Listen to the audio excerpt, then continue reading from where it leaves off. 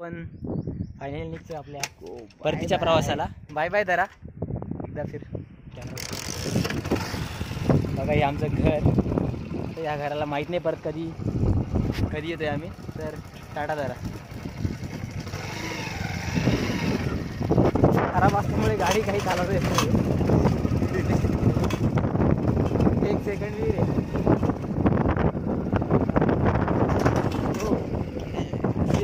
आपण आंब्याच्या बागेत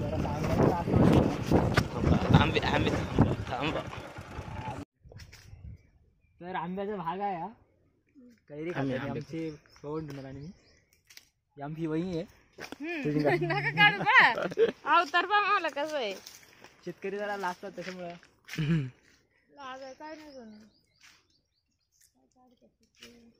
हे दाखव. वाळून चालले सगळं. वाळून गेले सगळे. गेल्या वर्षी आलते तिकडच्या जवारच्या पुरी. पण हिरो होता पका बी लागला फोटो काढायला. इथं पाणी नसल्यामुळे शेतकऱ्यांचं दुःख हाल. फोट भेट नाही झाली. बकरी चालताना सांग कोण आहे जरा. आंबा नको. आंबा खाऊ दे मला. बकरी काय नंतर शूटिंग चालू आहे का मग.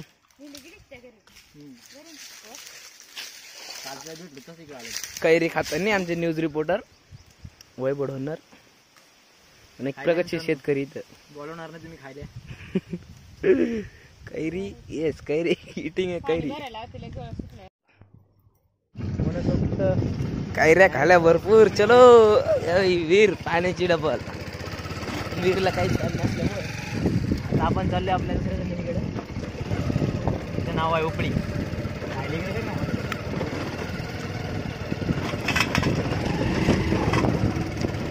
हे मुंबई पुणे हायवे पेक्षा खतरनाक रस्ते.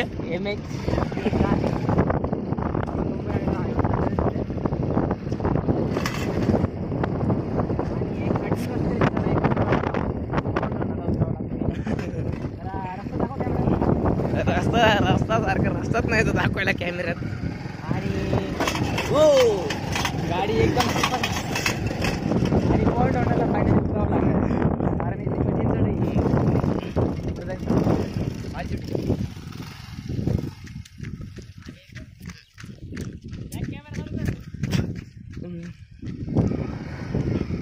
बघा ती गाडी.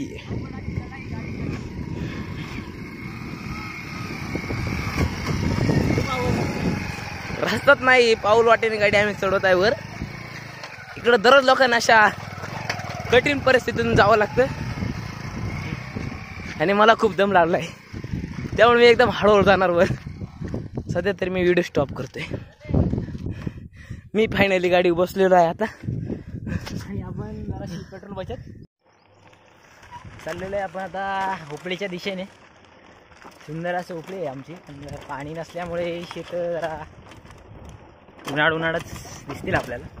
तर एक हाताने बाईक चालवतोय आणि आमची पवन ढुंगर अजून कैरीचा आनंद लुटताना. इथे आमचं देवस्थान कुलदैवत वाघोबा. जय वाघोबा. आणि हे बघा जमीन. हे चित्र काय दिसतं. आणि गेले शेततळ आमचे सचिन डोन्नर तिथं कांदे भरताना. मोठे बाबा काढ रे शूटिंग काढ. इथले गोष्ट रायडर सध्या चालले मोखराच्या वाडीला रोड जातोय तो. आणि आता फायनली आपण चाललोय आमच्या शेतामध्ये.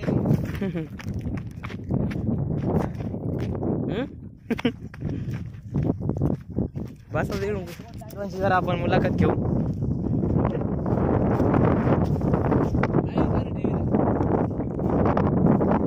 एवढ्या उन्हातानामध्ये कांदे भरतात आमचेच. कोणाला याचं नाव माहीत असेल तर कृपया आम्हाला कमेंटमध्ये नाव सांगायचं. आम्ही काय सांगणार नाही. इथं पण ठिबक आहे. हे आमचं देवी मंदिर.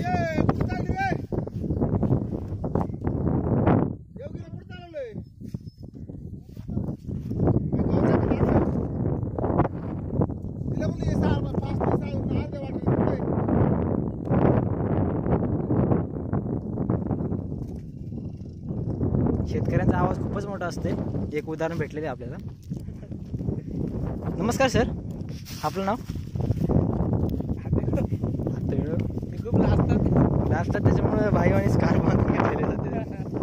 तर मग काय हालत आहे काय सध्या कांद्याचं मार्केट वगैरे सर त्याला सांगू शकता? लाजू नका, लाईव्ह चालू आहे, बोला.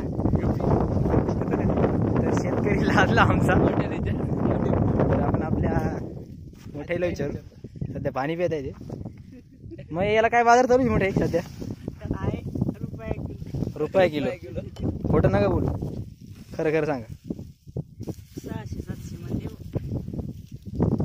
तर खूपच कमी असा बाजारभाव चाललेला आहे कांद्याला. पण बोलली आहे 600-700, पण परवडायला पाहिजे ना. मग 1500 रुपये क्विंटलच्या आसपास जाईल. 950 रुपये झाले.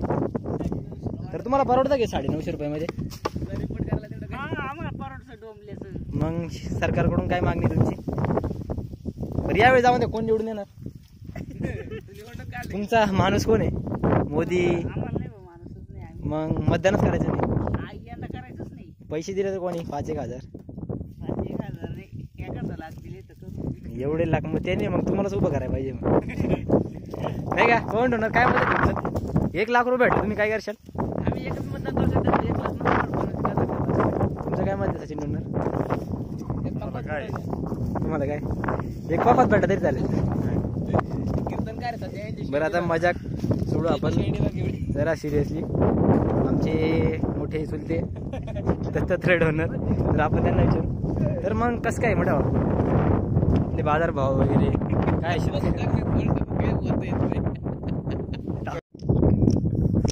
आपण हे आपलं सरकार आहे, नरेंद्र मोदी, उद्धव ठाकरे, देवेंद्र फडणवीस मुख्यमंत्री. तर आपण आपल्या शेतकरी आईकडे आलेलो आहे मुलाखत घेण्यासाठी.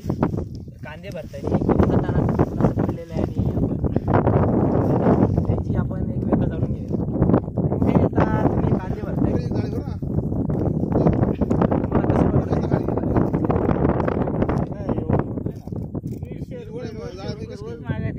म्हणजे एका माणसाला तुम्हाला 200-300 रुपये रोज द्यावं लागतं. 200-250 घेतला. 250 रुपये रोज घेतला. तुम्ही आता एकदा ते काढले असेल तेव्हा पण तुम्हाला माणसं लागली असतील. 70 माणूस लागले. 70 माणसाला तरी 200 रुपयाने 7 जुने 14, म्हणजे जवळजवळ 14,000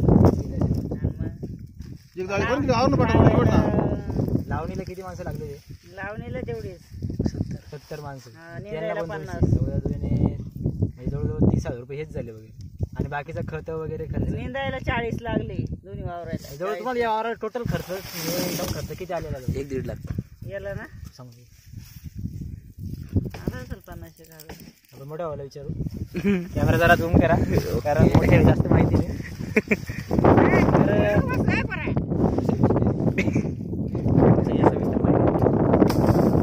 किती खर्च झाला मोठ्या व्हायला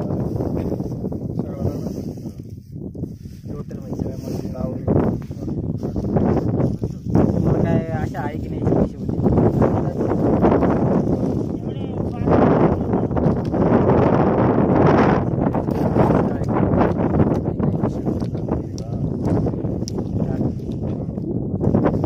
बघा जर मित्रांनो, काल 800 रुपये बाजार केलेला आहे.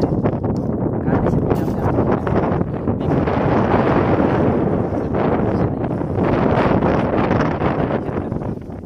मला लाज वाढायला पाहिजे, पण जरा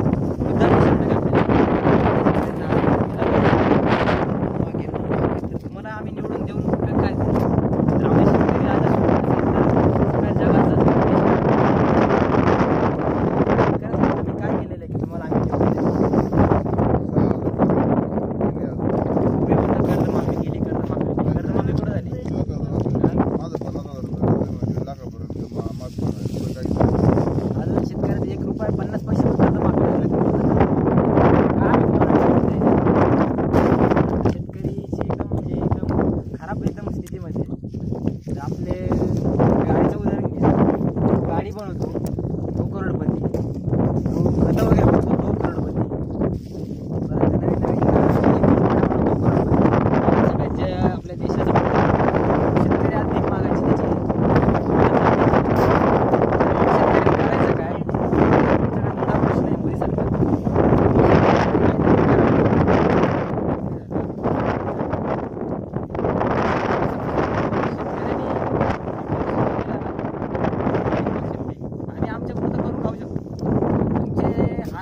बेकार होणार. एवढा संदेश आहे, तुम्ही शेतकऱ्यासाठी काहीतरी करा, हमी भाव ठरवून द्या.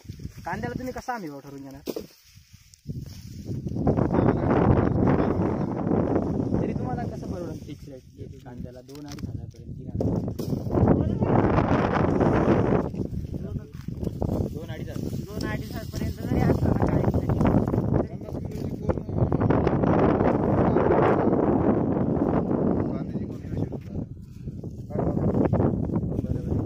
हे साले करोडपती लोक मोठमोठ्या हॉटेलमध्ये जातात, मॉलमध्ये जातात, 150-200 रुपयाचे बर्गर खातात आणि त्या बर्गर आता एवढा कांदा वापरलेला असतो. एक कांदा त्याची किंमत 150-200 रुपये आणि आमच्या शेतकऱ्याच्या 50 किलोची किंमत फक्त 150 रुपये.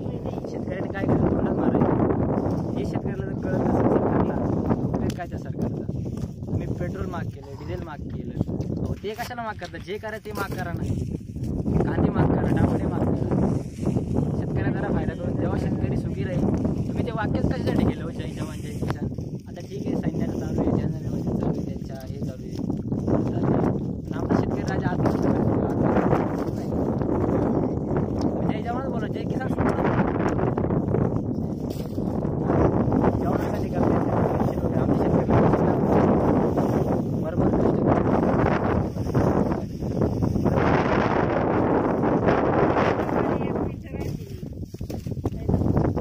घर बिल एवढं वाढून देते तर महिन्याला 100 आणि पैसे वाढ. म्हणजे शेतकऱ्याची कुठून म्हणजे लुटत चालू आहे. शेतकऱ्याला काहीच नाही उरून देत. उरूनच द्यायचं नाही. करायला आले त्यांचीच मेहनती वापरायची, खाणारायची.